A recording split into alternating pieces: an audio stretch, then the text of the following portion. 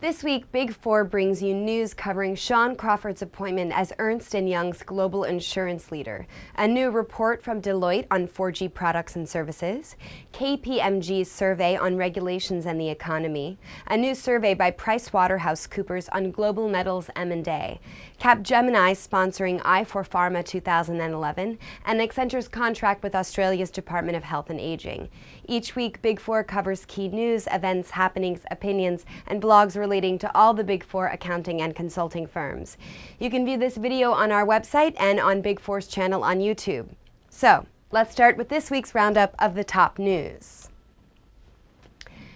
Sean Crawford has been appointed to lead Ernst & Young's global insurance practice and global insurance center based in London and New York. Mr. Crawford will be responsible for heading up a team of over 5,000 insurance specialists across the world. Sean has been in the financial services industry for 26 years, having worked both in consulting or line management, with the majority of leading London-based insurers and retail banks. Until recently, he led Ernst & Young's UK insurance sector, as well as their insurance advisory practice across Europe, the Middle East, India, and Africa. A new Deloitte report states that wireless telecommunications companies in the United States could invest $25 to $53 billion in fourth-generation cellular wireless networks between 2012 and 2016, triggering $73 to $151 billion in gross domestic product growth. Additional growth could occur as high-tech companies create new mobile broadband products and services. The Deloitte report investigates the economic dynamics surrounding 4G technology and explains how the U.S. can maintain the global leadership position in mobile broadband innovation it won during the 3G era. According to industry executives surveyed by KPMG, the dual impact of the persistently weak economic environment and new regulations keeps investment management companies on a slow growth track. While the survey revealed the biggest concern for management executives was around regulatory and legislative pressures, their views about the overall economic recovery was equally gloomy. Nearly half of those surveyed said they believe that relationships between investment managers and investors have improved.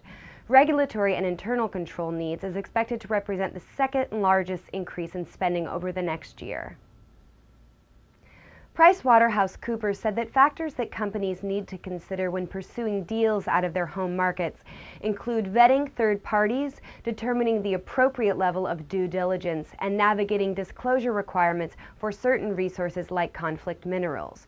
Organizations are facing intensified risks in regions where corruption is pervasive and corrupt practices are long-standing, even accepted as normal. A global call for increased anti-corruption initiatives has intensified as governmental bodies in the US, UK, India, Japan, and elsewhere ask their regulatory agencies to take a stronger stance. Capgemini Consulting is proud to sponsor I4Pharma's Key Account Management USA 2011 event, where attendees will learn how to use KAM to revolutionize their pharma sales strategy and increase their company's profitability. Pharmaceutical manufacturers have realized they need to engage strategic accounts, IDNs, large physician groups, and form beneficial B2B relationships in order to gain and retain competitive advantage.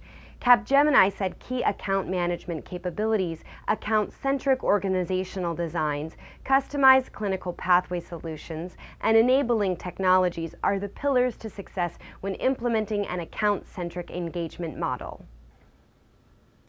Australia's Department of Health and Aging contracted Accenture to build their personal e-health system as a result of the company's global PCEHR implementation experience and the ability to tailor Accenture's connected health solutions to the specific needs of the Australian healthcare system, along with Accenture's previous experience in executing large-scale programs for the Australian government.